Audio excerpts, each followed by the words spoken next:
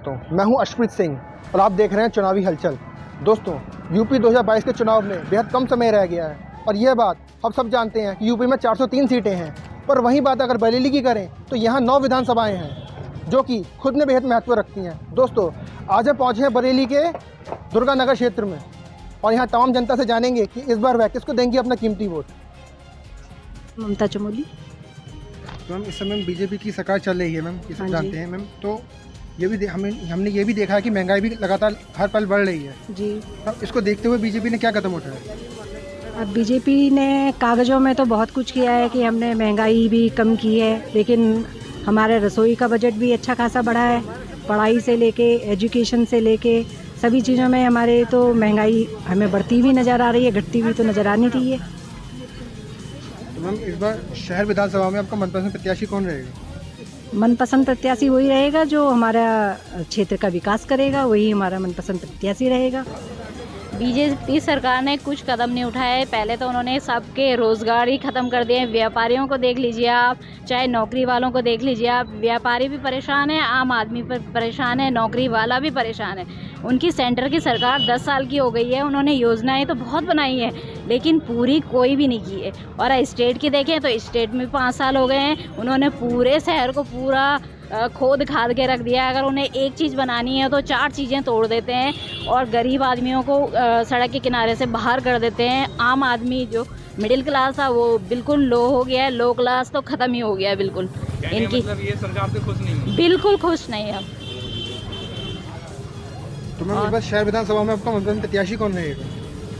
प्रत्याशी जो हैं वो प्रमोद सिंह बिष्ट जी ही रहेंगे और वो एक अच्छे और सबके साथ रहने वाले इंसान हैं और उन्हीं को हम अपना वोट देंगे। उन्होंने विकास किया है आपके लिए? वो जब थे यहाँ पे, पहले भी वो जिला महासचिव थे, तो उन्होंने अपने मोहल्ले का, अपने शहर का काफ़ी विकास किया था और यहाँ पे उन्होंने काफ़ी लाइटें, रोडें वगैरह, नालियों की व्यवस्था अच्छी की हुई थी।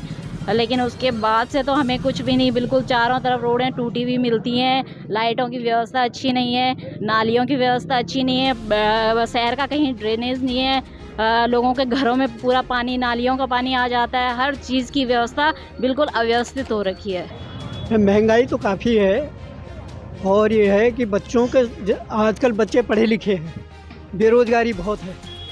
बच्चे पढ़ लिखने के बाद, कोर्स करने के बाद भी जो है सुसाइड कर रहे हैं। हमें ये उम्मीद है कि मतलब सपा अगर आए तो बच्चों को रोज़गार मिले। तो अंकल, सपा की बात कर लेते हैं। ये हम सब जानते हैं कि सपा से 5 प्रत्याशी खड़े हुए हैं, उन सब में आपका बेस्ट कौन लगा? बेस्ट तो हमारे मतलब ये तो नज़दीकी है प्रमोद बिष्ट जी। वो आप देख लीजिए संजय नगर की रोड क्या हालत हो रखी है। बच्चों को स्कूल जाने के लिए कितनी दिक्कत होती है, रोडों में इतनी गड्ढे हैं, बच्चों को पेरेंट्स छोड़ते हैं, कई एक्सीडेंट हो जाते हैं और लोगों के घरों के अंदर तक पानी आ रहा है। क्या व्यवस्था करिए, घर के चूल्हे ही देख लीजिए, इतने महंगे करे हुए हैं, आम जनता उसे खरीद नहीं पाती है। जो ये स्कूल की फीस वगैरह देख लीजिए, ये कोविड के टाइम पे कि बच्चे घर से ऑनलाइन क्लास कर रहे हैं, क्या कर दिया उन्होंने, सारी फीस तो वो ले रहे हैं कि हम नहीं कम कर रहे हैं, बढ़ा नहीं रहे, पर सब वो नहीं है कि हाँ इतने महीने की फीस छोड़ी, सभी बढ़ी हुई है। कोई कुछ हुआ ही नहीं, कहने के बाद भी नहीं हुआ। सिर्फ कागजों में काम हुआ है, कागजों में वो होता है, बाकी सब बोलने के हैं, काम कुछ हुआ नहीं है। मैम, बस शहर विधानसभा में आपका मनपसंद प्रत्याशी कौन रहेगा? जो अच्छा काम करेगा हमारे लिए तो वही है। और प्रमोद बिष्ट जी हैं, बहुत अच्छा काम करते हैं, हर का सपोर्ट करते हैं।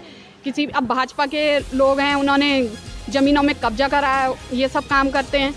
वो उनका यहाँ लोगों की जनता का सपोर्ट करते हैं, उनका किसी का भी कोई भी काम होगा वो खड़े रहते हैं हर किसी के लिए।